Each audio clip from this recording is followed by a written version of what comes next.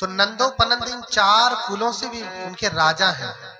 नंदोपनंद इन 4 कुलों के भी राजा है, बड़ा है, इन सबका राजा। हाँ, इनके पास कितने मुख होते हैं? 7। कितने मुख होते हैं? 7 फण, जिसे आप फण कहते हैं। इतने मुख होते हैं, इनका राजा है ये, और बहुत शक्तिशाली और रिद्धिमान होता है। अपने लोक में बैठ करके भोजन कर रहा है, मानवक का रूप धारण करके।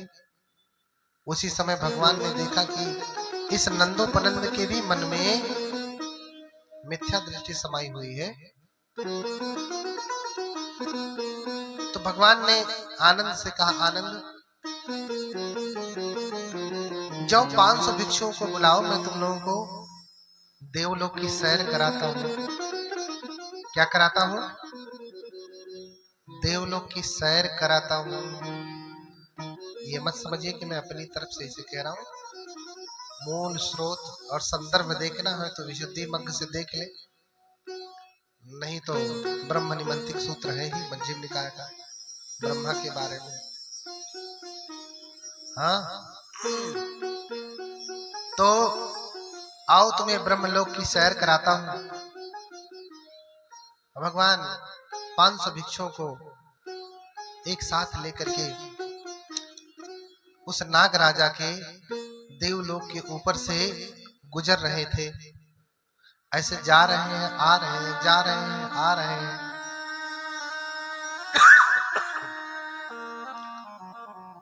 जानबूझ करके जा रहे हैं, आ रहे हैं, क्योंकि भगवान को उपदेश करना है और जान रहे हैं कि ये आज इसका समय आ गया उपदेश का। और ऐसे जा रहे हैं, ऊपर देखा, अरे ये श्रमण मुंडक, मुंडक यानी हमारे जैसे बिना बालों वाले, गंजे, गंजे नहीं कहा जाएगा क्योंकि बाल नहीं झड़े हैं, काटे हैं।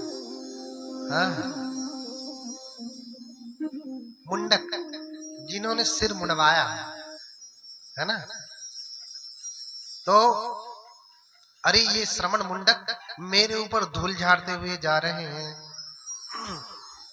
हाँ, इनके पैरों में धूल लगी हुई, वो धूल तो झड़ रही है ना मेरे ऊपर, और धूल झाड़ते हुए जा रहे हैं। अभी इन्हें मजा सकाता हूँ। तुरंत मानवक का रूप धारण करके अपने असली रूप में आकर के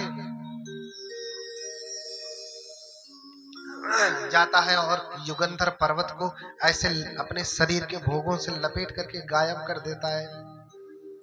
और फिर बनते रट्टपाल भगवान से कहते, अरे भगवान, अभी हम लोग गए थे तो देखा इधर सिनेरु था, इधर युगंधर था, करवीक था, ये सारे पर्वत दिखाई दे रहे थे, अभी वो दिखाई नहीं दे रहे।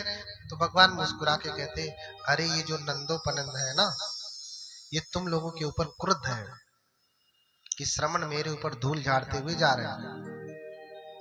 गुस्सा होकर के उसने इसे गायब कर दिया है। अच्छा, तो कहिए भगवान, तो मैं इसका दमन करूं, अर्थात कहिए तुम इसे मजा चखाऊंगा भी। भगवान से कहते रठपाल कि भगवान आप अनुमति दे तो मैं इसका दमन करूं। भगवान कहते नहीं, रहने दे। हाँ, फिर ऐसे करके बनते सारी पुत्र पूछते, मैं दमन करूं, बोलते नहीं, रहने दे। एक एक करके बनते कश्यप, हाँ, बनते 30, जितने लोग थे सभी लोग पूछने लगे, भगवान कहे तो मैं दमन करूं। अच्छा, मैं दमन करूं, मैं दमन करूं। भगवान कहते नहीं नहीं नहीं। जब सब कह के थक चुके, अंत में भगवान बुद्ध के शिष्य मोग्गलान, जो रिद्धिमान में बहुत अग्र हैं, रिद्धिमानों में अग्र हैं, वो भगवान से कहते, भगवान आप अनुमति दे तो मैं इसका दमन करूं, इसे सबक सिखाऊं। हाँ, कि ये भगवान के सामने इसकी इतनी हिम्मत कि ये भगवान के ऊपर गुस्सा करता है, क्रोध करता है। हाँ,